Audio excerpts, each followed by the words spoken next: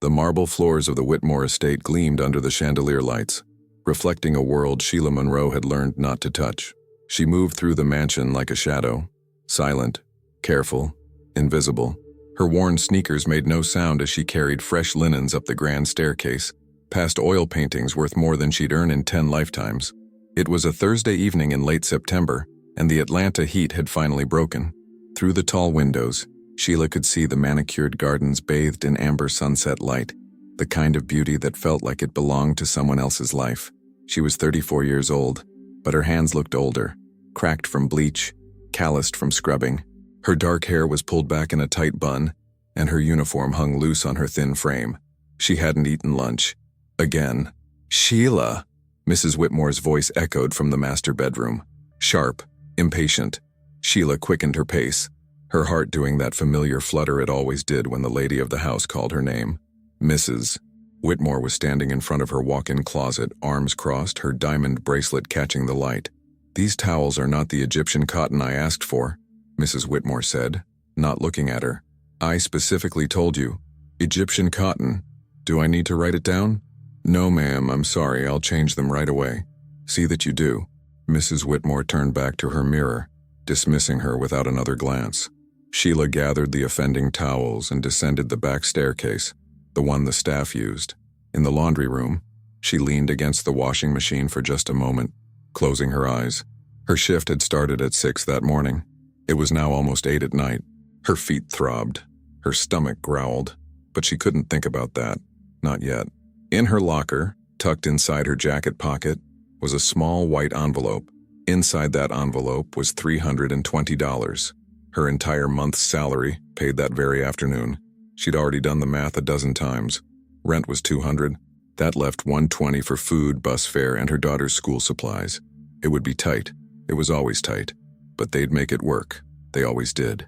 Sheila finished her tasks mechanically, vacuuming the sitting room, polishing the silverware, checking that every surface in the kitchen sparkled. By 9:30, the mansion was silent.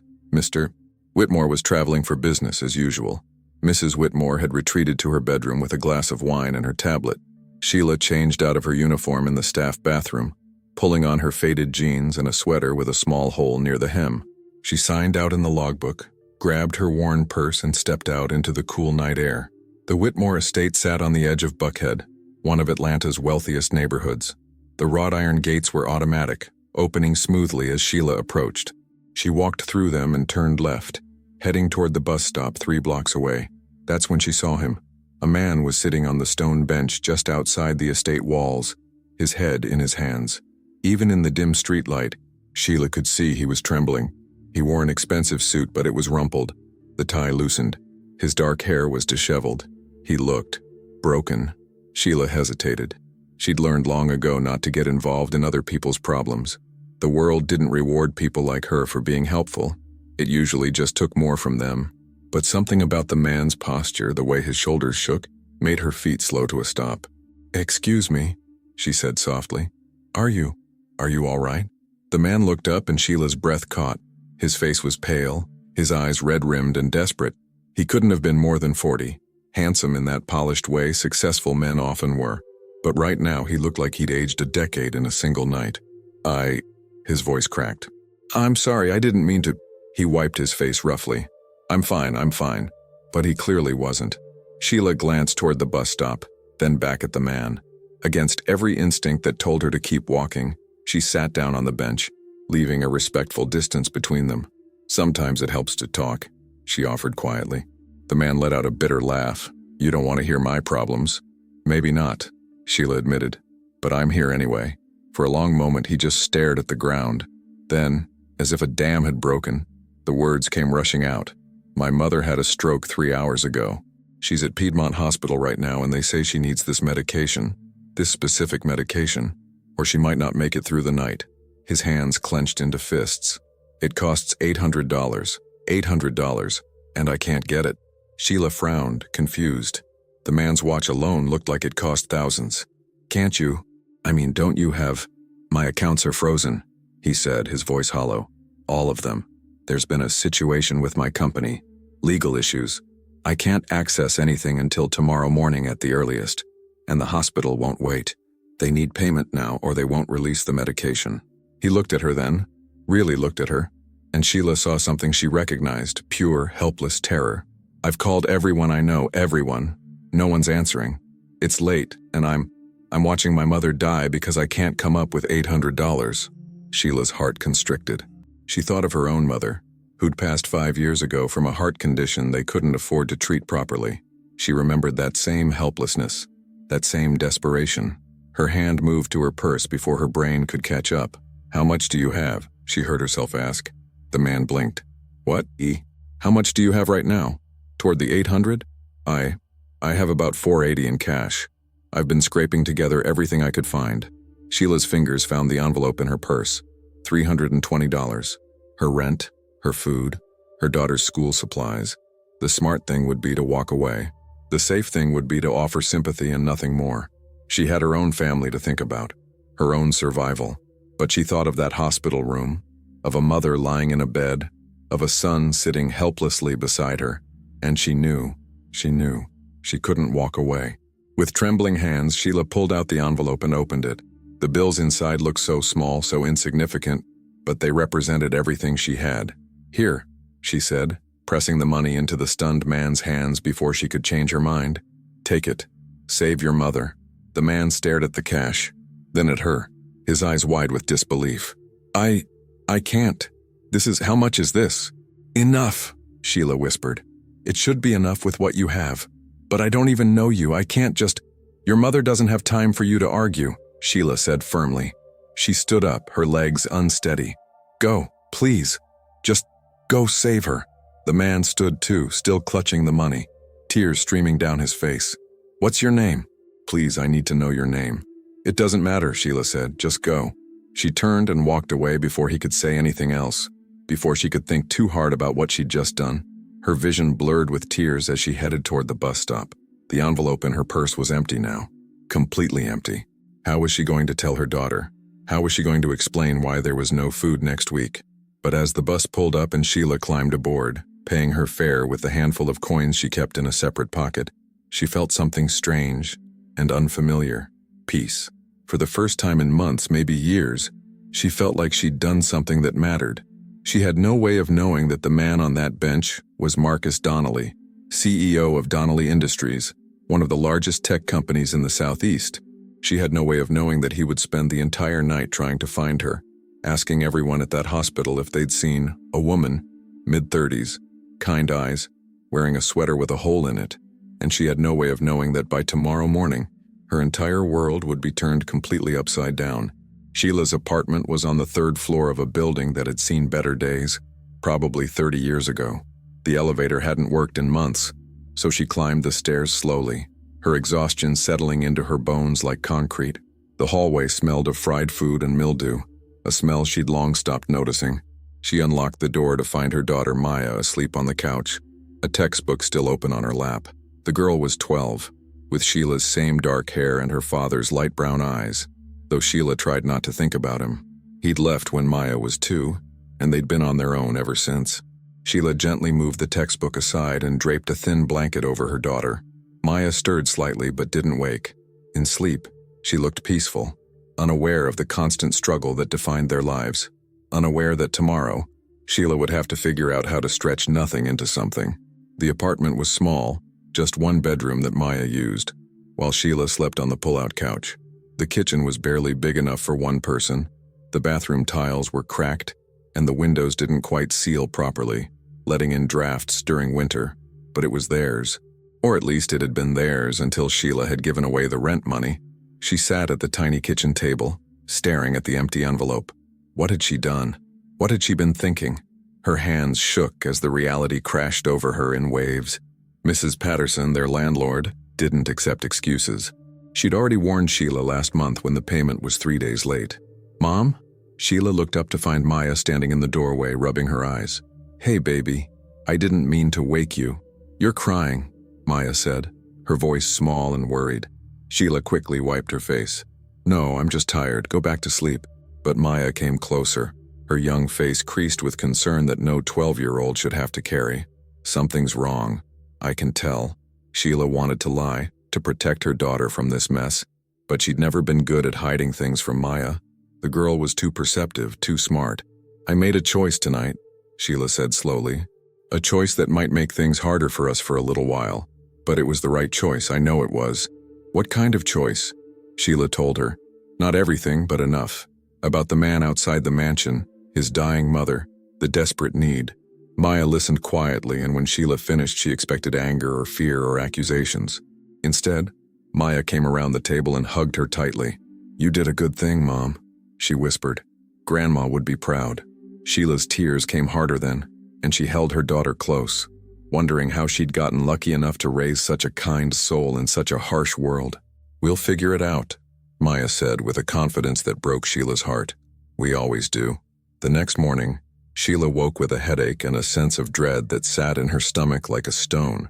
She got Maya ready for school, packing her a lunch made from the last of their groceries, a peanut butter sandwich and an apple. Maya didn't complain, even though Sheila knew she was probably still hungry.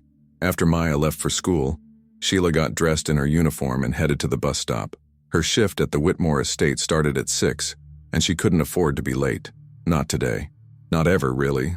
But especially not today when her world felt like it was held together with fraying thread. The bus ride was the same as always. Crowded, slow, filled with people who looked as tired as she felt. Sheila stared out the window, watching Atlanta wake up. Commuters in expensive cars, joggers in designer athletic wear, the city's wealth on full display. She'd spent her whole life on the outside of that wealth, looking in, cleaning up after it, making it comfortable. When she arrived at the mansion, something felt different immediately. There were extra cars in the circular driveway. Expensive cars, a Mercedes, a BMW, a Tesla. Sheila frowned, checking her watch. It was barely 6:15. The Whitmores never had visitors this early. She used her key to enter through the service entrance, as always. But instead of the usual quiet, she heard voices coming from the main sitting room. Male voices, tense and urgent. Sheila moved quietly toward the staff area, intending to start her morning tasks, when Mrs. Patterson, the head housekeeper, appeared in the hallway. The older woman's face was flushed, her expression somewhere between shocked and flustered. "Sheila, there you are. Mr. Whitmore wants to see you." Immediately, Sheila's stomach dropped. "Mr. Whitmore?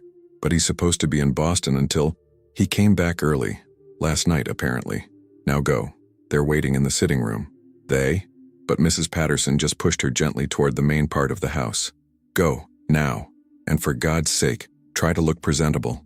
Sheila's heart hammered as she walked through the familiar halls that suddenly felt foreign and threatening. What had she done wrong? Had Mrs. Whitmore complained about the towels? Was she being fired? She reached the sitting room and paused at the doorway, taking in the scene before her. Mr. Whitmore, a tall silver-haired man in his 60s, stood near the fireplace. Next to him were 3 other men in expensive suits, all looking serious. And sitting in one of the leather armchairs, looking somehow both exhausted and intensely alert, was the man from last night. The man she'd given all her money to. Sheila's breath caught. He looked different in the morning light. Cleaner, more composed, but his eyes had the same intensity. And when he saw her, he stood up abruptly. "That's her," he said, his voice thick with emotion. "That's the woman I told you about." Mr. Whitmore turned to look at Sheila with an expression she'd never seen before. Something like respect or maybe awe. "Sheila Monroe," he said slowly. "I think you'd better come in." Sheila's legs felt like water, but she forced herself to step into the room. All eyes were on her now, and she felt painfully aware of her worn uniform, her cheap shoes, the way she probably looked like exactly what she was. A poor maid who didn't belong in a room with people like this. "I'm sorry," she said automatically, though she wasn't sure what she was apologizing for. "If I've done something wrong." "Wrong?" The man from last night, Marcus, though she didn't know his name yet, let out a sound that was half laugh, half sob. "You saved my mother's life." Sheila blinked. Is she okay?" "She's alive," Marcus said, and his voice cracked. "Because of you. Because you gave a complete stranger every dollar you had so he could buy the medication she needed." One of the other men in suits, a younger guy with sharp features, shook his head in disbelief. "Marcus spent half the night trying to find you. He went back to that bench, asked everyone in the area, called the hospital to see if anyone knew a woman matching your description. I told him about our company retreat here next month," Mr. Whitmore added. "That's when he realized. The estate where I found him sitting outside. He works for me." Sheila's mind reeled. I don't understand. Marcus stepped closer and she could see the raw gratitude in his eyes. I'm Marcus Donnelly, CEO of Donnelly Industries, and you, Sheila Monroe, gave me $320, which I'm guessing was everything you had, without asking for anything in return, without even asking my name. Your mother needed help, Sheila said simply, because what else was there to say? Most people would have walked past me, Marcus said. Most people did walk past me, but you stopped, you listened, and you sacrificed everything to save someone you'd never met. He turned to Mr. Whitmore. When I told Richard what happened when I described you and mentioned the Whitmore estate, he couldn't believe it. He said you work here, that you've worked here for 3 years. Mr. Whitmore looked uncomfortable now, and Sheila understood why. In 3 years, he'd probably spoken directly to her a handful of times. She was invisible to him, part of the furniture, there to serve and not be noticed. I had no idea, Mr. Whitmore said quietly, that someone with such extraordinary character was working in my home. The words should have felt like a compliment, but instead they stung. Sheila had always had character. She'd always been kind, honest, hardworking. It had just never mattered before because no one had been paying attention. I'm going to make this right, Marcus said firmly. The money you gave me, I'm going to pay you back 10 times over. No, 100 times. Whatever you need, whatever your family needs. I don't want anything, Sheila interrupted, her voice barely above a whisper. I'm glad your mother is okay. The room fell silent. The men exchanged glances, clearly not understanding how to process someone who genuinely didn't want a reward. It was the younger man in the suit who spoke next. She really has no idea who Marcus is, does she? Why would she? Mr. Whitmore said, and there was something like shame in his voice now. I doubt she has time to follow business news. Marcus crouched down slightly to meet Sheila's eyes at her level. My company is worth $3.7 billion. I have resources you can't imagine. And I meant what I said. I'm going to change your life. Not because you asked for it, but because what you did last night restored my faith in humanity. Sheila felt dizzy. Billions. This was insane. This couldn't be real. I have a proposition, Marcus continued, standing up and addressing the room. But first, Richard, I need to know, what exactly does Sheila do here? What's her role, her salary? Mr. Whitmore shifted uncomfortably. She's one of our housekeeping staff. General cleaning, laundry. She makes, He glanced at one of the other men who checked something on his phone.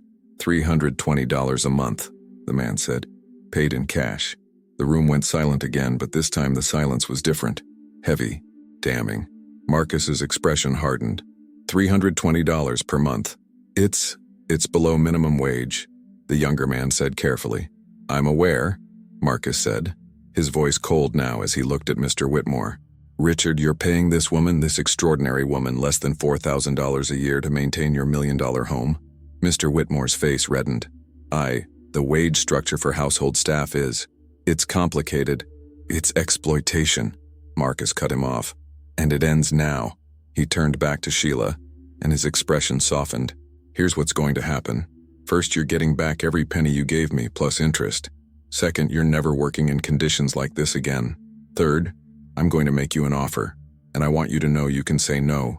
You have every right to say no, but please at least hear me out. At least hear me. Sheila could only nod, her mind struggling to process everything that was happening. Marcus took a deep breath.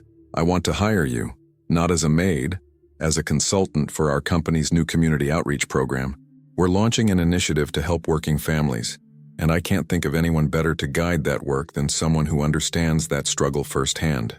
The salary would be $80,000 a year, plus benefits, health insurance, and a signing bonus that would cover at least 2 years of your living expenses up front. Sheila's knees buckled and she had to grab the back of a chair to stay upright. $80,000. She couldn't even conceive of that amount of money. I know it's overwhelming, Marcus said gently. Take your time. Think about it. But Sheila, I need you to understand something. You deserve this. You deserve so much more than you've been given. Tears streamed down Sheila's face now and she couldn't stop them. This couldn't be happening. Things like this didn't happen to people like her. Why? She whispered. Why would you do this for me? Marcus's eyes were shining too. Because last night when I had nothing, when everyone else had turned away from me, you saw me as a human being who needed help.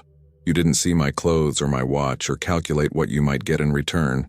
You just saw someone suffering and you couldn't walk away. He smiled through his tears. That kind of compassion is rare, and it's exactly what this world needs more of. One of the other men stepped forward, older, distinguished, with kind eyes. I'm James Porter, by the way. I run Porter Medical Systems. When Marcus told me this story this morning, I couldn't believe it. And I agree with everything he said. In fact, I'd like to add something. He looked at Sheila. My company provides health insurance to over 200,000 people. I want to make sure you and your daughter have platinum-level coverage for life. No copays, no deductibles. You'll never have to worry about medical bills again. Sheila's vision blurred completely. This was too much. It was all too much. And, Mr. Whitmore added, his voice strained, I want to apologize. To you, Sheila, and to anyone else working in my home who I've failed to see and value properly. That changes today. Everyone's wages are being reviewed and adjusted immediately. The younger man nodded. I'm Daniel Cross, Richard's attorney. I'm going to make sure those changes happen legally and properly. And Sheila, if you need any legal help with housing, contracts, anything, my services are yours. Pro bono. For life. Sheila couldn't speak. She could barely breathe. She'd woken up this morning terrified about how she'd pay her rent, and now everything was different. Take the weekend, Marcus said softly. Talk to your daughter. Think about the offer. But please consider it. The world needs more people like you in positions where they can make a real difference. Sheila nodded, unable to form words. She was guided gently to a chair, given water, told to take all the time she needed. The men spoke quietly among themselves, making plans, exchanging contact information. Through it all, Sheila kept thinking about the moment on that bench last night, how she'd almost walked past him, how easy it would have been to protect herself, to hold on to her money, to let someone else's crisis remain someone else's problem. She'd chosen compassion instead, and somehow impossibly it had chosen her back. Sheila sat in the back of Marcus Donnelly's Tesla, still trying to process that this was real. He'd insisted on driving her home personally. You're not taking the bus today, he'd said firmly, and now they were gliding through Atlanta's morning traffic in a silence that felt both comfortable and surreal.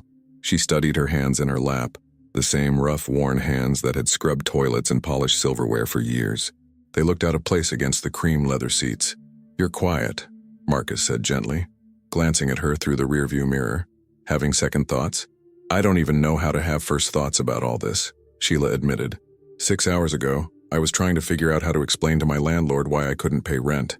Now you're telling me, she trailed off, shaking her head, that your life is going to be different, Marcus finished. I know it's overwhelming. When I built my first company, I went from eating ramen in a studio apartment to closing a $10 million deal in the span of 3 months. The whiplash nearly destroyed me. He met her eyes in the mirror. But you're stronger than I was, Sheila. You've survived things I never had to face. Surviving isn't the same as succeeding, Sheila said quietly. Isn't it?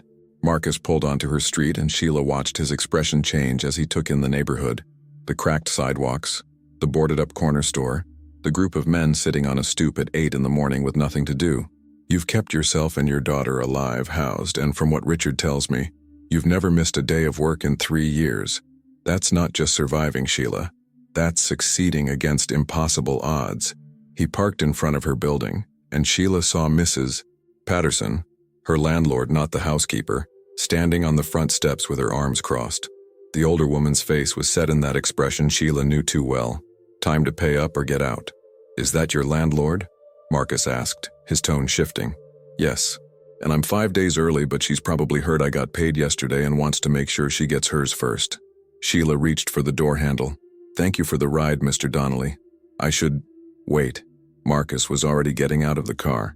Let me handle this. No, really, you don't have to. But he was already walking toward Mrs. Patterson, and Sheila had no choice but to follow, her heart sinking. Mrs. Patterson's eyes widened as she took in Marcus's expensive suit and the Tesla behind him. Who's this? She asked Sheila suspiciously. I'm Marcus Donnelly, he said, extending his hand. Mrs. Patterson shook it warily. I'm a friend of Sheila's. I understand she rents from you? For now, Mrs. Patterson said pointedly, though rent was due yesterday and I haven't seen a check yet. About that, Marcus said smoothly. I'd like to discuss purchasing this building. Are you the owner? Mrs. Patterson blinked. Yes, but it's not for sale. Everything's for sale at the right price. Marcus pulled out his phone. What would you say this property is worth? 400,000? 5. Try 750, Mrs. Patterson said, recovering her composure.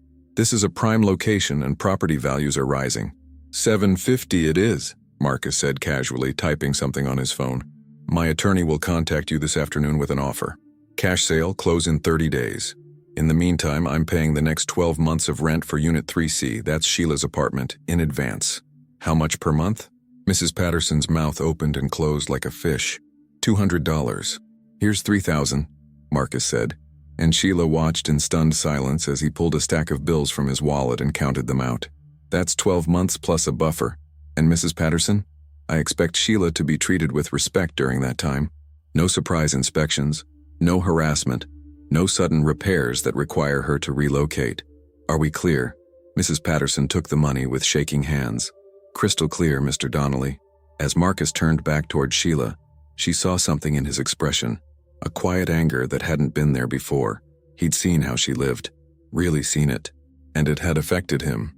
You didn't have to do that, Sheila said as they climbed the stairs to her apartment. Yes, I did. Marcus's voice was tight. That woman was about to evict you, wasn't she? That's why she was waiting outside. Sheila didn't answer, which was answer enough. When they reached her door, Sheila hesitated. She'd never had anyone from that other world, the world of money and power, inside her home before. The apartment suddenly felt even smaller, shabbier, more inadequate than usual. But Marcus waited patiently, and finally Sheila unlocked the door. If he was shocked by what he saw, he hid it well. His eyes moved over the cramped space, the worn furniture, the kitchen with its ancient appliances and peeling linoleum. He stopped at the small table where Maya's homework was still spread out. Your daughter, he said, picking up a paper. She's in 7th grade? 6th, Sheila corrected. But she's doing 7th grade math. Sheila's voice filled with pride. She's smart, really smart. She wants to be a doctor someday. Marcus set the paper down carefully. Then she will be. Sheila, part of my offer includes a full scholarship fund for Maya. Any school she wants to attend, middle school, high school, college, medical school, all of it covered. Sheila's legs gave out and she sank onto the couch. Why are you doing all this, she whispered. The job offer, the rent, the scholarship, it's too much. It's not enough, Marcus interrupted, sitting down across from her in the apartment's only chair. Sheila, do you know what it costs to save a life? Not in some abstract sense, but really, truly save someone from dying? She shook her head. The medication my mother needed, the one you helped me buy, it's called Alteplase. It's a clot buster, used for stroke patients. And yes, it costs about $800 for the dose she needed. But do you know what my mother's life is worth to me? His voice cracked. Everything. She's worth everything. I'm glad I could help, Sheila said softly. My mother is Catherine Donnelly, Marcus continued. Maybe you've heard of her. She runs the Donnelly Foundation, one of the largest charitable organizations in Georgia. She spent her entire life helping people, and last night when she needed help, I couldn't provide it. My money, my success, my powerful friends, none of it mattered because of a banking freeze and bad timing. I sat on that bench feeling more helpless than I've ever felt in my life. He leaned forward, his eyes intense. And then you appeared. You, with your worn shoes and your tired eyes and your empty pockets, and you gave me everything you had. Not because you'd get something back, not because it made financial sense, but because you saw another human being in pain, and you couldn't walk away. He wiped his eyes roughly. That's not something money can buy, Sheila. That's not something you can teach.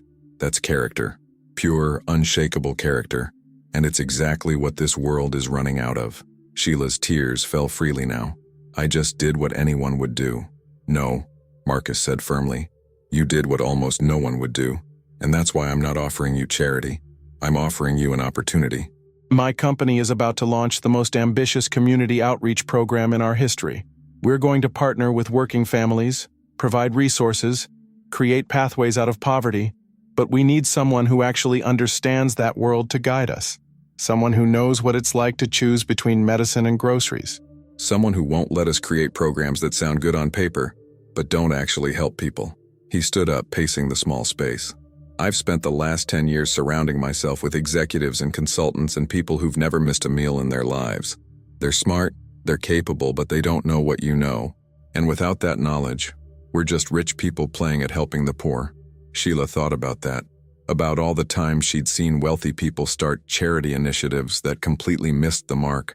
food drives that collected canned asparagus instead of rice and beans, job training programs that required transportation most people couldn't afford, housing assistance that came with so many requirements that nobody actually qualified. I wouldn't even know where to start, she admitted. Yes, you would, Marcus countered. You'd start by telling us the truth about what actually helps, about what people really need, about the gap between good intentions and real impact. He sat down again, his expression earnest. I'm not asking you to become someone else, Sheila.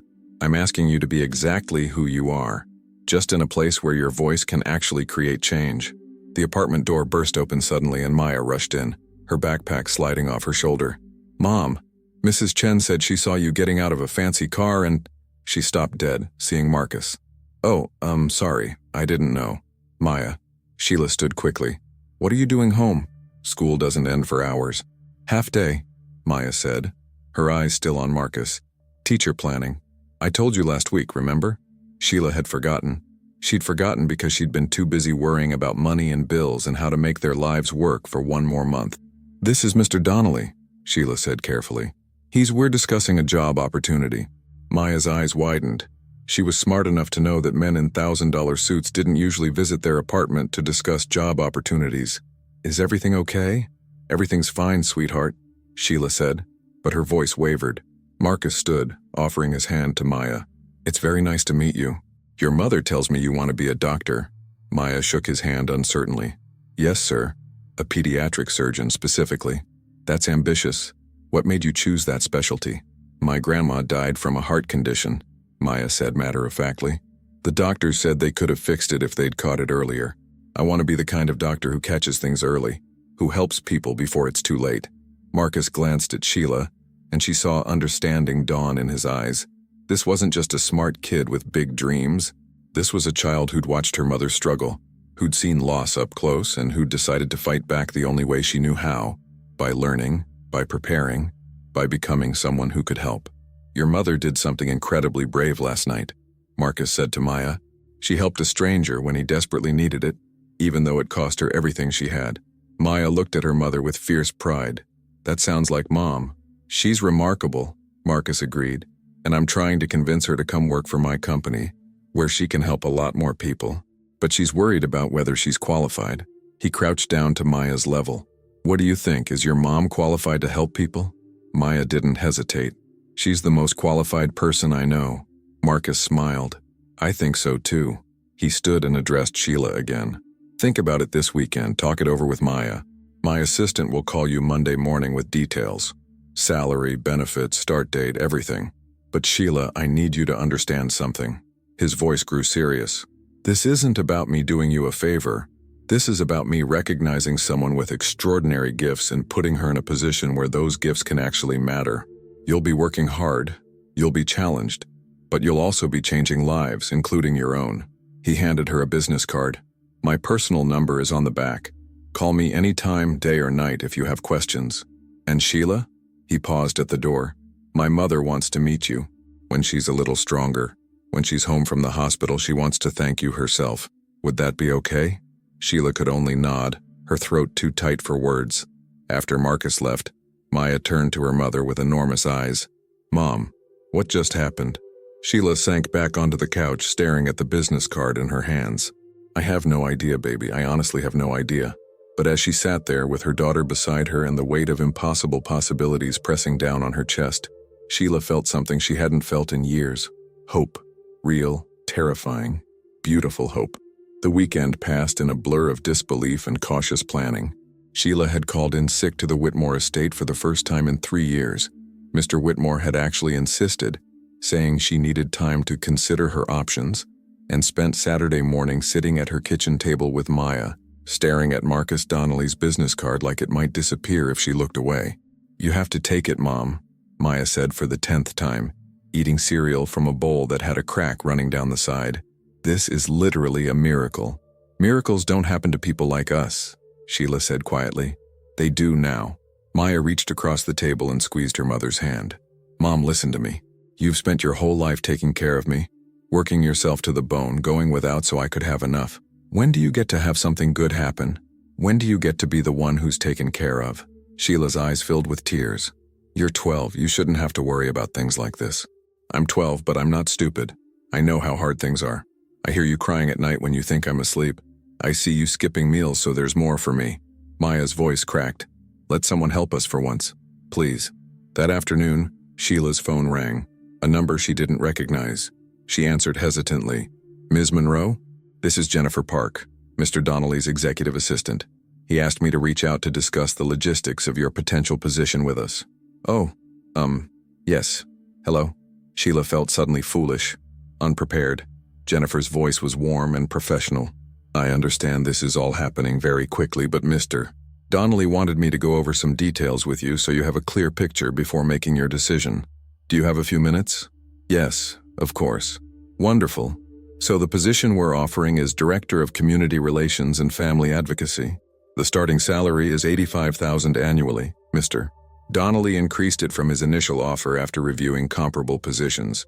You'd have full health, dental, and vision coverage for you and any dependents, a 401k with company matching, 4 weeks paid vacation, and a signing bonus of $50,000 paid upon acceptance. Sheila had to sit down. $85,000. $50,000 signing bonus. She couldn't even fathom those numbers. Jennifer continued. You'd be working directly with our community outreach team to develop programs that support working families.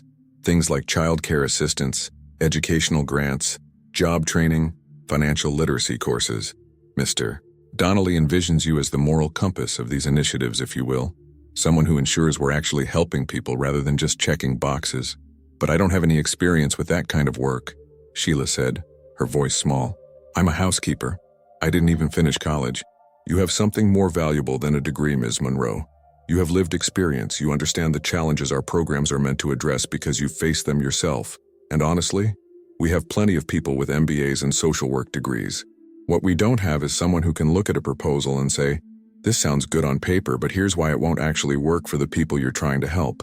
Sheila thought about that, about all the times she'd seen well-meaning programs fail, because the people designing them had no idea what daily life looked like for people barely getting by. There's one more thing, Jennifer said. Mr. Donnelly has arranged for you to meet with our company's life coach and career counselor. Not because you need fixing, she added quickly, but because he wants to make sure you have support as you transition into this role. It's a big change, and he wants you to feel prepared and confident. After they hung up, Sheila sat in silence for a long time. This was real. This was actually impossibly real. On Sunday morning, Sheila received another call, this time from a woman who introduced herself as Catherine Donnelly. Marcus's mother, the woman said, her voice still weak but warm. I'm calling from the hospital, dear. I hope you don't mind. Mrs. Donnelly, you should be resting. I've been resting for 2 days and I'm bored out of my mind, Catherine said with a soft laugh. Besides, I couldn't wait another moment to speak with the woman who saved my life. I just did what anyone would. Stop, Catherine interrupted gently. My son told me you'd say that. But Sheila, may I call you Sheila? You and I both know that's not true. I've lived in this city for 63 years. I've raised millions of dollars for charity. I've met thousands of people, many of them good, kind people. But I can count on one hand the number who would have done what you did. Sheila didn't know what to say to that. I want you to know something, Catherine continued. The work I do with the Donnelly Foundation, helping families, supporting education, fighting poverty, it all started because I grew up poor. My father was a janitor. My mother cleaned houses just like you do. I know what it's like to be invisible, to be looked through instead of looked at. And I've spent my adult life trying to make sure other people don't have to feel that way. That's beautiful work, Sheila said softly. It is. But somewhere along the way, I got comfortable. I started spending more time at fundraising galas than at the actual programs we fund. I started talking about helping people instead of actually being with people. Marcus has the same problem. He's brilliant and generous, but he's been so far removed from struggle for so long that he's lost touch with what it actually looks like. Catherine's voice grew stronger, more urgent. That's why we need you, Sheila. Not as a token, not as a feel-good story, but as a genuine partner in this work. Someone who can keep us honest. Someone who can bridge the gap between our intentions and real impact. I'm scared, Sheila admitted. I'm scared I'll mess it up, that I won't know what to do, that I'll let everyone down. Good, Catherine said firmly. If you weren't scared, I'd worry about your judgment. Fear means you understand the weight of what you're being asked to do. But Sheila, Fear isn't a reason not to try. It's a reason to be thoughtful and intentional about how you try. They talked for another 20 minutes about Maya, about Sheila's hopes for her daughter's future, about the programs Catherine thought needed the most work. By the time they hung up, Sheila felt something shifting inside her. A small, fragile belief that maybe, just maybe, she could actually do this. Monday morning arrived cold and gray. Sheila stood in front of her bathroom mirror, looking at her reflection. She'd pulled her hair back the same way she always did, but today it felt different. Today she wasn't preparing to clean someone else's home. Today, she was preparing to change her life. Maya appeared in the doorway, already dressed for school. "Are you going to call him?" "Yeah," Sheila said quietly.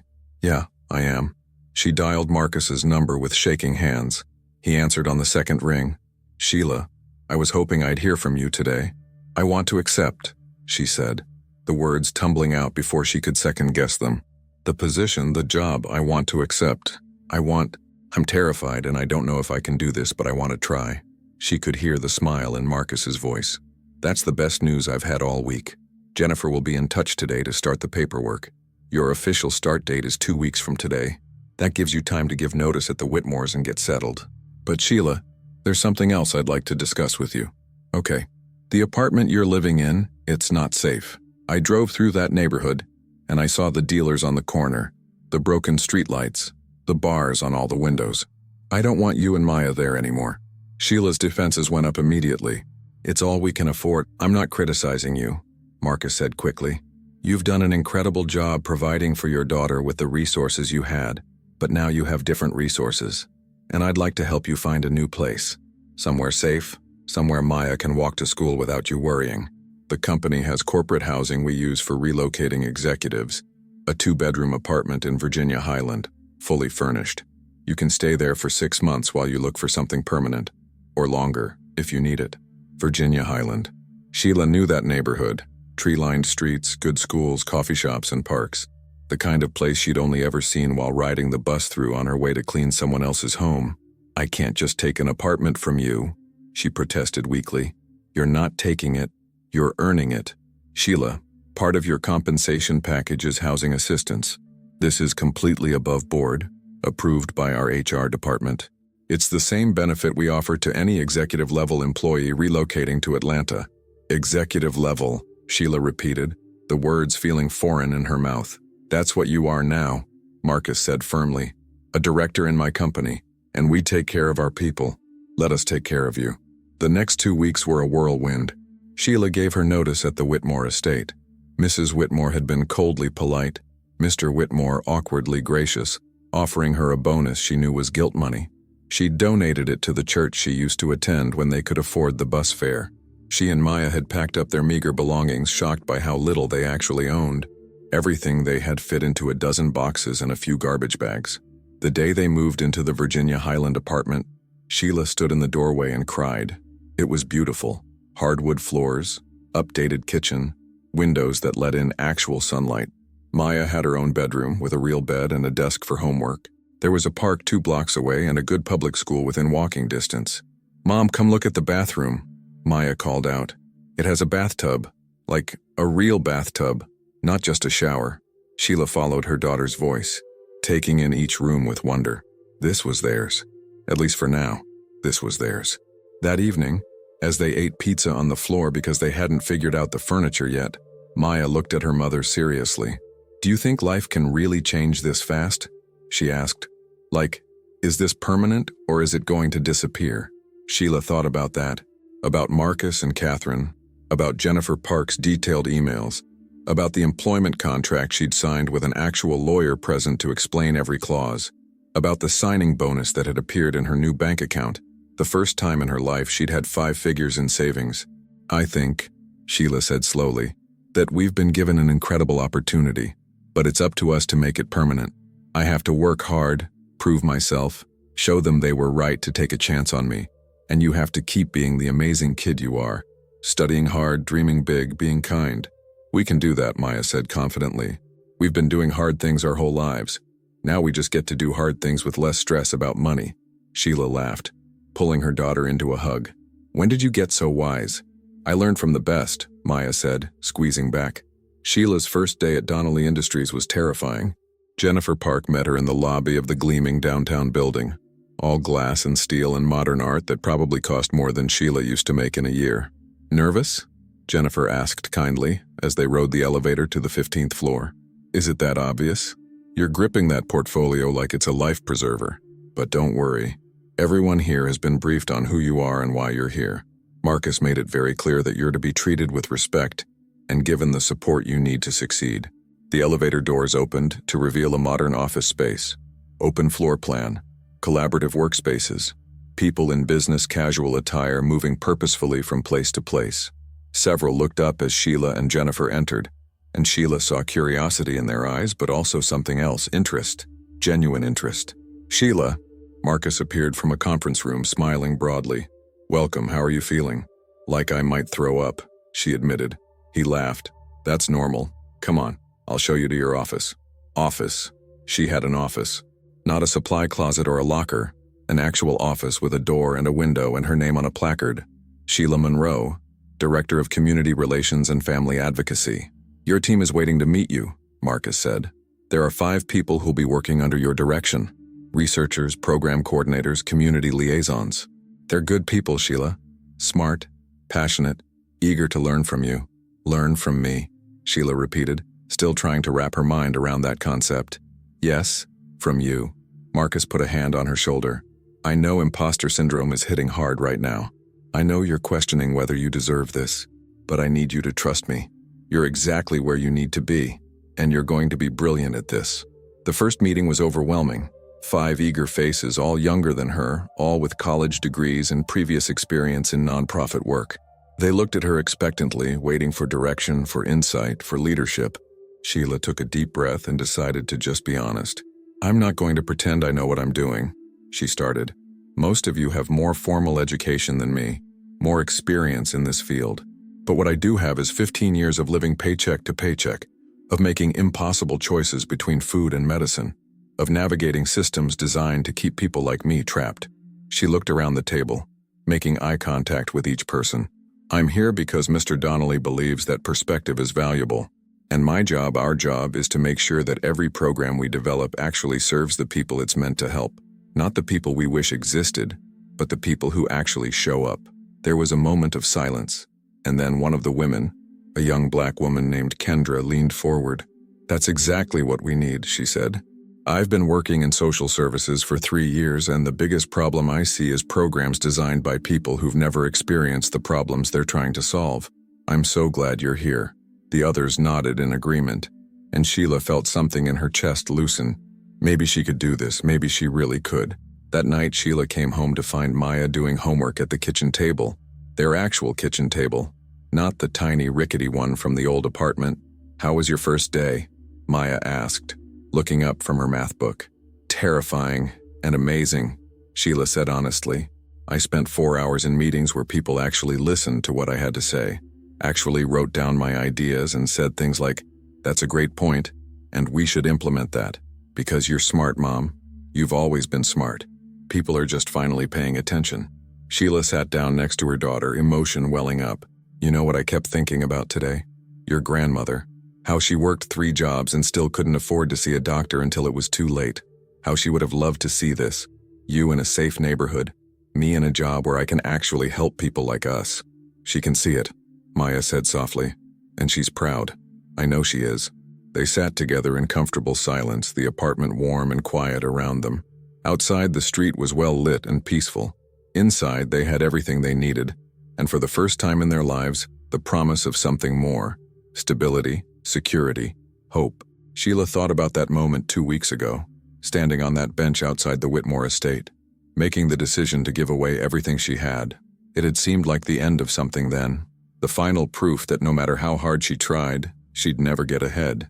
But it hadn't been an ending at all. It had been a beginning. 3 months into her new position, Sheila sat in a conference room on the 20th floor of Donnelly Industries, surrounded by executives, lawyers, and community leaders. On the screen in front of them was a presentation she'd spent the last 6 weeks developing. The Real Cost of Poverty, a worker's perspective. Her hands were steady now as she clicked to the first slide. That terrified woman from her first day had been replaced by someone who'd found her voice. and discovered that people actually wanted to hear it. Most poverty assistance programs fail because they're built on assumptions rather than reality. Sheila began, her voice clear and confident. Today, I'm going to show you the difference. She clicked to a slide showing a typical budgeting workshop flyer. This is from a program one of our competitors runs. They teach low-income families how to budget their money. Sounds helpful, right? She paused. Except the entire premise assumes people are poor because they don't know how to manage money. In reality, most people living in poverty are exceptional money managers. They have to be. The problem isn't that they can't budget. It's that there's not enough money to budget in the first place. She saw heads nodding around the room, including Marcus's. He'd been in every one of these presentations, learning alongside everyone else. So instead of budgeting classes, what do people actually need? Sheila clicked to the next slide. They need higher wages. They need affordable childcare so they can work those higher wage jobs. They need reliable transportation. They need healthcare that doesn't bankrupt them the first time someone gets sick. These aren't budgeting problems. They're structural problems. Kendra, her team lead, spoke up from the side of the room. Sheila and I have been working with focus groups of working families. The insights they've given us have completely changed our approach. Instead of creating programs for people, we're creating them with people. Show them the childcare proposal, Marcus encouraged. Sheila pulled up a detailed plan. This is our flagship initiative. We partner with local childcare centers to subsidize spots for employees of our partner companies. But here's the key. We don't just cover tuition. We cover the things that actually prevent people from accessing childcare. Registration fees, deposits, the first month up front. We provide backup care for when kids are sick, because that's when parents miss work and risk losing their jobs. And we pay the childcare centers above market rate so they can afford to hire better teachers and maintain better facilities. A woman Sheila didn't recognize raised her hand. Someone from the mayor's office, according to her nameplate. The cost of this must be astronomical. It is expensive, Sheila admitted, but we've run the numbers. For every dollar we invest in this program, our partner companies save $2 in reduced turnover, increased productivity, and decreased absenteeism. Parents who know their children are safe and well cared for work better. They stay in their jobs longer. They're more loyal to employers who help solve their real problems. Marcus leaned forward. We've already signed up 15 companies as partners. The program launches next month, and we have a waiting list of over 300 families. The meeting continued for another hour, with Sheila fielding questions, adjusting proposals, and demonstrating over and over that she knew exactly what she was talking about, not because she'd read it in a textbook, but because she'd lived it. When it finally ended, Marcus caught up with Sheila in the hallway. "You were phenomenal in there," he said. "Did you see the mayor's aide taking notes?" "I saw," Sheila said, still processing everything. "Marcus, when you first offered me this job, I thought you were just being kind, that maybe you'd keep me around for a few months and then I'd quietly fade away. But this is real, isn't it? We're actually making a difference." "We are," Marcus confirmed. "Because of you. You've transformed how this company thinks about community engagement. You've pushed us to be better, more honest, more effective." He smiled. "My mother wants to meet with you next week, by the way. She has a proposal." "What kind of proposal?" "She wants you to join the board of the Donnelly Foundation. Paid position, of course," she said, and I quote, "I've been surrounding myself with rich people who talk about helping the poor for too long. I need someone who actually knows what they're talking about." Sheila laughed, though her heart was racing. "A foundation board?" "Marcus, I don't know." "Say yes," he interrupted gently. "Sheila, you've proven yourself 10 times over. Stop questioning whether you deserve opportunities and start accepting that you've earned them." That evening, Sheila met Maya at their favorite coffee shop near their apartment, a luxury they could now afford regularly. Maya was buzzing with excitement about something, practically bouncing in her seat. "Okay, so you know how I applied to that science magnet program?" Maya said before Sheila had even sat down. "The one at Grady High School?" "Yes, but honey, that program is incredibly competitive." "I got in," Maya interrupted, her face glowing. "Mom, I got in. They only accept 30 students out of hundreds of applicants, and I'm one of them." Sheila's hand flew to her mouth. "Maya, oh my God, are you serious?" "Look." Maya shoved her phone across the table, showing the acceptance email. "It's a full scholarship, too. All my classes, lab fees, even field trips. Everything covered. And Mom, this program has a 98% college acceptance rate. Everyone who graduates from it gets into good schools." Sheila read the email through tears. This was happening. Her brilliant daughter was getting the opportunities she deserved, the education that would open doors, the future they'd both dreamed about during those long, hard years. "I'm so proud of you," Sheila whispered, pulling Maya into a fierce hug. "Your grandmother would be so proud." "I know," Maya said, her voice muffled against her mother's shoulder. "I wish she could see this, all of it, the new apartment, your job, my school. I wish she could see that we made it." They held each other in that coffee shop, two people who'd survived impossible odds together, who'd held on through the darkness, and who were finally seeing the light. A week later, Sheila found herself in Catherine Donnelly's home, a beautiful but surprisingly modest house in Druid Hills, filled with books and art and photographs of family. Catherine herself looked 20 years younger than she had in the hospital, her color restored, her eyes bright and sharp. "Sheila, thank you for coming," Catherine said, gesturing to a comfortable chair in her study. "I wanted to talk to you somewhere private, somewhere we could be honest with each other." "Of course," Sheila said, settling into the chair. "Marcus mentioned you had a proposal." "I do, but first I want to tell you something." Catherine sat across from her, hands folded in her lap. "When Marcus told me about you, about what you'd done, about who you were, I thought he was exaggerating. You know how sons can be about their mothers. Everything becomes dramatic, emotional. But then I met you and I realized he wasn't exaggerating at all. If anything, he was understating your impact." Sheila felt her cheeks warm. "I'm just trying to do good work." "You're doing extraordinary work," Catherine corrected. "In 3 months, you've completely redesigned our approach to community engagement. The programs you've developed are already being studied by other organizations. You've made poverty visible in a way that forces people to see it differently, not as a moral failing, but as a systemic problem that requires systemic solutions." She leaned forward, her expression intense. "I'm 73 years old, Sheila. I've been running the Donnelly Foundation for 40 years and I'm tired. Not because I want to stop helping people, but because I need new energy, new perspectives, new leadership." She paused. "I want you to become the co-director of the foundation. Equal partnership with me for the next 2 years as we transition. And then you take over as sole director when I retire." Sheila's mind went blank. What? "The foundation has an endowment of over $200 million. We fund programs across Georgia, education, healthcare, housing, food security. And we need someone who understands poverty not as an academic concept, but as a lived reality. Someone who won't let us waste money on programs that sound good but don't work. Someone with the moral courage to tell wealthy donors that their pet projects aren't actually helping anyone." "Catherine, I've only been in this world for 3 months, which means you haven't been corrupted by it yet," Catherine said firmly. "You still see clearly, you still understand what matters. Give it 10 years and you might lose that clarity. But right now you have something invaluable. Authentic perspective combined with genuine compassion. That's exactly what the foundation needs." Sheila's head was spinning. Can I think about it?" "Of course. Take all the time you need, but Sheila," Catherine's voice softened, "stop waiting for permission to be extraordinary. You already are." That night, Sheila lay in her comfortable bed in her safe apartment, staring at the ceiling. In less than 4 months, her entire life had transformed. She had a career, not just a job. She had security, not just survival. She had a future, not just another day to get through. And it had all started with one choice. The choice to stop, to listen, to help a stranger who needed her. Her phone buzzed with a text from Marcus. "My mother won't stop talking about you. Whatever she offered, say yes. Trust me." Sheila smiled in the darkness. Trust. That's what all of this came down to. Marcus and Catherine had trusted her when she didn't trust herself, and maybe it was time to return that trust, to believe that she deserved this, that she could handle this, that she was exactly where she was meant to be. She thought of Maya, asleep in the next room, dreaming of becoming a doctor.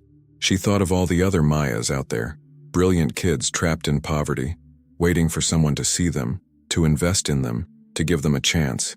If she took this position, she could help thousands of families. She could create the kind of opportunities that she desperately needed years ago. She could be the person who saw people, really saw them, and helped them become who they were meant to be. It was terrifying. It was overwhelming. It was perfect. 6 months after the night that changed everything, Sheila stood backstage at the Georgia World Congress Center, her heart pounding so hard she could feel it in her throat. Through the curtain, she could hear the murmur of over 2,000 people gathering for the annual Atlanta Community Impact Summit. Business leaders, nonprofit directors, politicians, and community organizers, all there to discuss solutions to poverty and inequality. And Sheila was the keynote speaker. "You're going to be amazing," Kendra said, adjusting Sheila's microphone. "Just tell them the truth, that's all you've ever done and it's worked every time." "What if I freeze up there?" Sheila whispered. "What if I forget everything? What if—" "Mom." Sheila turned to see Maya standing there, dressed in her new school uniform from the magnet program. She'd insisted on coming, even though it meant missing classes. Catherine Donnelly stood beside her, recovered and radiant, her hand on Maya's shoulder. "You've got this," Maya said firmly. "You've already done the hard part. You lived it, you survived it, and you found a way to help others. Now you just have to tell people about it." Catherine nodded. "When I started the foundation 40 years ago, I gave my first speech to a room of 12 people and I vomited in a trash can immediately afterward. You're already doing better than I did." Despite her nerves, Sheila laughed. Over the past months, Catherine had become more than a mentor. She'd become a friend, a mother figure, someone who understood both the weight of poverty and the complexity of wealth. They'd spent countless hours together, restructuring foundation programs, fighting bureaucracy, and learning to navigate the often frustrating world of philanthropy. Just last week, Sheila had officially accepted the position as co-director. The announcement had made headlines. From Maid to foundation leader, the extraordinary journey of Sheila Monroe. Some of the coverage had been beautiful, focusing on her work and vision. Some had been invasive, digging into her past struggles in ways that felt exploitative. But Marcus had warned her about that. "The spotlight is uncomfortable," he'd said, "but it's also a platform. Use it." A stagehand appeared. "Ms. Monroe, you're on in 2 minutes." Sheila's stomach flipped. Maya squeezed her hand. "Remember what Grandma used to say? Courage isn't not being scared, it's being scared and doing it anyway." "When did you get so wise?" Sheila asked, her eyes filling. "I learned from the best," Maya said, echoing her words from months ago. Catherine handed Sheila a small envelope. "Open this after you speak. It's from someone who wanted to be here but couldn't make it." Before Sheila could ask who, the stagehand was ushering her toward the stage entrance. She heard the moderator's voice. "Ladies and gentlemen, please welcome the co-director of the Donnelly Foundation and Director of Community Relations at Donnelly Industries, Ms. Sheila Monroe." The applause was thunderous as Sheila stepped onto the stage. The lights were blinding, the crowd enormous, and for a moment, she felt like that terrified woman standing in the Whitmore Estates conference room, completely out of place and certain she was about to fail. But then she saw faces in the front row. Marcus, his mother, Maya, Kendra, and the entire team from Donnelly Industries. And in the second row, she saw something that made her breath catch. Mrs. Patterson from her old building, her former landlord, sitting next to Mr. Whitmore and his wife. They'd actually come to hear her speak. Sheila reached the microphone, took a deep breath, and began. "7 months ago, I was a maid earning $320 a month. I lived in an apartment with broken windows and worked 14-hour days cleaning houses of people who never looked me in the eye. I was invisible, voiceless, just another poor woman trying to survive in a world that had decided I didn't matter." The room had gone completely silent. On September 27th, I finished my shift and walked out of that mansion believing my life would never change, that no matter how hard I worked, how much I sacrificed, I would always be trapped, always struggling, always invisible. She paused, letting the weight of that settle. "And then I saw a man on a bench, desperate and afraid, and I made a choice that I thought would cost me everything. I gave him every dollar I had, my rent money, my grocery money, everything, to help save his mother's life." She looked directly at Marcus. That man was Marcus Donnelly, and that choice didn't cost me everything. It gave me everything. The audience was completely still, hanging on every word. But I'm not here to tell you a fairy tale about how one good deed fixed my life, because the truth is more complicated than that, and more important. Sheila clicked to her first slide, a photo of her old apartment building. "I'm here to tell you that there are millions of people like the woman I was 7 months ago. People working multiple jobs and still choosing between food and medicine. People with extraordinary gifts who never get the chance to use them because they're too busy trying to survive. People who are invisible to a society that has decided their poverty is somehow their fault." She advanced to the next slide. Statistics about wage inequality, the racial wealth gap, housing insecurity. For every one of me who gets a miraculous opportunity, there are 10,000 who don't, who work just as hard, who have just as much potential, but who never encounter that one person who sees them. That one moment that changes everything. Sheila's voice grew stronger, more passionate. So the question isn't, why did Sheila Monroe succeed? The question is, why do we have a system where success requires a miracle instead of hard work? Why is it extraordinary that a poor woman gets a decent job? Why is it newsworthy that someone working full-time can afford housing and health care? Why have we accepted a world where people like I was are invisible until we do something dramatic enough to be noticed? She clicked to another slide, the child care program they'd launched, with photos of smiling parents and children. At Donnelly Industries and the Donnelly Foundation, we're trying to answer those questions with action, not just words. We've created a child care program that serves 300 families and has a waiting list of over 1,000. We've partnered with 15 companies to raise wages and provide real benefits.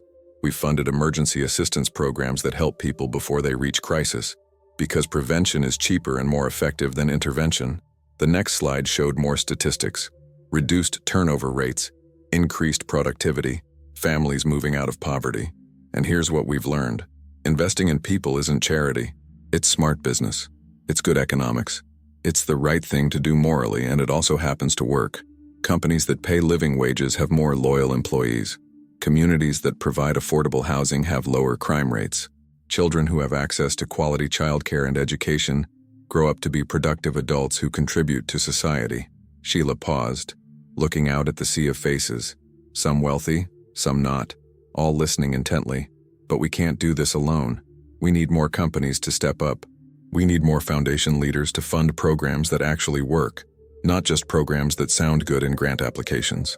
We need politicians to create policies that support working families instead of corporations. And we need all of you, every single person in this room, to start seeing poverty differently. She clicked to a photo of herself from 7 months ago, taken from her employee badge at the Whitmore estate. She looked tired, worn down, older than her years. This is who I was: invisible, dismissed, assumed to be less than because I was poor. Then she clicked to a recent photo, Sheila in her office, confident and professional. This is who I am now. Same person, same work ethic, same intelligence. The only difference is that someone saw me. Someone gave me a chance. Someone decided I was worth investing in. Her voice cracked with emotion. Every poor person you encounter is a full human being with dreams, talents, and potential. They're not statistics or problems to be solved. They're not lazy or lacking in character. They're trapped in a system that makes poverty extremely expensive and extremely difficult to escape. And until we acknowledge that, until we stop treating poverty as a personal failure and start treating it as a systemic problem, nothing will fundamentally change. The room erupted in applause, but Sheila held up her hand. She wasn't finished. I want to tell you about my daughter, Maya. She's 12 years old and she just got accepted into one of the best science programs in the state. She wants to be a pediatric surgeon. And you know what? She's going to be one. Not because she worked harder than other kids. She always worked hard. Not because she's smarter. There are brilliant kids trapped in poverty all over this city. She's going to succeed because someone gave her mother a chance, which gave her a chance. Sheila's voice grew fierce. But what about all the other Mayas? What about the brilliant children who will never reach their potential because their parents are working 3 jobs just to keep a roof over their heads? What about the kids who could cure cancer or create clean energy or write the next great American novel, but who'll never get the chance because they're too busy being hungry? She clicked to her final slide, a simple question in large letters. Who are you willing to see? That's the challenge I'm leaving you with today. Not how much money can you donate, or what programs can you fund, though those things matter. The real question is, who are you willing to see? The housekeeper who cleans your office. Have you ever asked her name? The cashier at your grocery store working 2 jobs to support her family. Do you see her struggles? The single father sitting next to you on the bus. Do you recognize his exhaustion? Sheila's eyes swept across the room. Because here's the truth. I was always extraordinary. I was always intelligent, hardworking, and capable. But it took Marcus Donnelly seeing me, really seeing me, for anyone else to notice. And that's not a success story. That's an indictment of a system that makes people invisible until they somehow prove they deserve to be seen. She gripped the podium, her final words measured and powerful. We can do better. We must do better. Not through grand gestures or viral moments, but through consistent, intentional structural change, through paying living wages, through creating accessible childcare, through funding education, through building affordable housing, through seeing people, all people, as worthy of dignity and opportunity. Sheila took a breath, her voice softening. 7 months ago, I gave away everything I had to help a stranger. I did it because I saw another human being in pain and I couldn't walk away. I'm asking you to do the same, not necessarily with money though, that helps. I'm asking you to really see the people around you who are struggling, to use your power, your privilege, your platform to create opportunities for those who don't have them, to build a world where success doesn't require a miracle. It just requires hard work and fair treatment. She smiled, tears in her eyes. Because everyone deserves a chance to be seen. Everyone deserves an opportunity to succeed. And everyone deserves to be treated like their life matters. Not just when they do something extraordinary, but every single day. The standing ovation was immediate and deafening. People were on their feet, some crying, all clapping. But Sheila wasn't looking at the crowd anymore. She was looking at Maya, who was wiping her eyes and mouthing, "I love you." At Catherine, who was beaming with pride. At Marcus, who had started all of this with one late-night crisis and a willingness to let a stranger help him. As Sheila walked off stage, she was immediately surrounded by people wanting to talk, to share their stories, to ask how they could help. A reporter from the Atlanta Journal-Constitution wanted an interview. A state senator wanted to discuss policy. A CEO wanted to join their corporate partnership program. But the person who caught Sheila's attention was Mrs. Patterson, her former landlord, who was standing awkwardly to the side. "Ms. Monroe," the woman said formally, I wanted to apologize for how I treated you. I never saw you as a person, just as a tenant who owed me rent. I'm ashamed of that now." Sheila studied the woman who had once been so cold, so dismissive. "Mrs. Patterson, can I ask you something? When you looked at me back then, what did you see?" The older woman looked uncomfortable. "Honestly, I saw someone who would always be late with rent. Someone who would always be struggling. I didn't think about why or how I could help. I didn't see you at all. And now I see someone extraordinary who was always extraordinary. I just wasn't paying attention." Mrs. Patterson reached into her purse and pulled out a check. "I know you don't need this anymore, but I wanted to give you back every late fee I ever charged you. With interest, it's not much, but it's something." Sheila looked at the check. $300, roughly what she'd been paid per month at the Whitmores. She thought about handing it back, about saying she didn't need it. But then she had a better idea. "Keep it," Sheila said, "and use it to help the next tenant who's struggling. Cover a late fee. Let someone pay their rent a week late without penalty. See them the way you're seeing me now before they do something extraordinary." Mrs. Patterson nodded, tears in her eyes. "I will. I promise." As the older woman walked away, Catherine appeared at Sheila's side. "That was gracious of you. She's learning," Sheila said simply. "That's all any of us can do. Learn and do better." "Speaking of learning," Catherine said, "remember that envelope I gave you? Now's a good time to open it." Sheila had completely forgotten. She pulled it from her jacket pocket and opened it carefully. Inside was a handwritten letter on beautiful stationery. "Dear Sheila, I'm writing this from my hospital bed 1 week after you saved my life. I wanted you to have these words before you step onto that stage, before you speak to those crowds, before you take on the enormous responsibility of co-directing the foundation. You are worthy. Not because of what you did for me and not because of the job Marcus offered you. You were always worthy. Worthy of respect, worthy of opportunity, worthy of being seen. The world simply failed to recognize that until circumstances forced them to pay attention. Never forget where you came from, but don't let it limit where you're going. You've been poor, and that gives you insight others lack. But you're not poor anymore, and that gives you power others don't have. Use both, the insight and the power, to create change. I'm 83 years old, and I've met thousands of people in my life. You are one of the most genuinely good people I've ever encountered. Not because you made one selfless choice, but because goodness is woven into who you are. It's in your kindness to strangers, your love for your daughter, your commitment to truth even when it's uncomfortable. The world needs more people like you in positions of influence. Not people who talk about helping, people who actually do it. Not people who studied poverty in textbooks, people who survived it and came out with compassion instead of bitterness. As you take this stage and all the stages that will follow, remember, you're not representing just yourself. You're representing every invisible person who's still waiting to be seen. Every hardworking parent still choosing between food and medicine. Every brilliant child still trapped by circumstances beyond their control. That's a heavy burden. But if anyone can carry it with grace and effectiveness, It's you. With love and admiration, Catherine Donnelly P.S. I'm leaving you something in my will. Nothing extravagant, just my mother's ring. She was a housekeeper too, you know. She wore that ring every day of her life, even when her hands were rough from work. I think she'd want you to have it. One woman who understood struggle passing something precious to another. Sheila's tears fell freely now, smudging the ink slightly. Catherine wrapped an arm around her shoulders. You okay? The older woman asked gently. I'm better than okay, Sheila said, her voice thick with emotion. I'm exactly where I'm supposed to be. That evening, after the speeches and networking and interviews were finally done, Sheila and Maya walked home through the streets of Virginia Highland. It was a cool November evening, the kind where you could see your breath but didn't quite need a heavy coat. The neighborhood was beautiful, trees lit with twinkle lights, people walking dogs, couples holding hands, children playing in front yards. Mom, Maya said suddenly, do you ever miss it? The old apartment? The old life? Sheila thought about that carefully. I miss the simplicity sometimes. When your problems are concrete, need food, need rent money, they're terrible, but they're clear. Now I have all these complex decisions about foundation funding and program design and policy recommendations. It's overwhelming in a different way. But you're good at it, Maya said confidently. I'm learning to be good at it, Sheila corrected.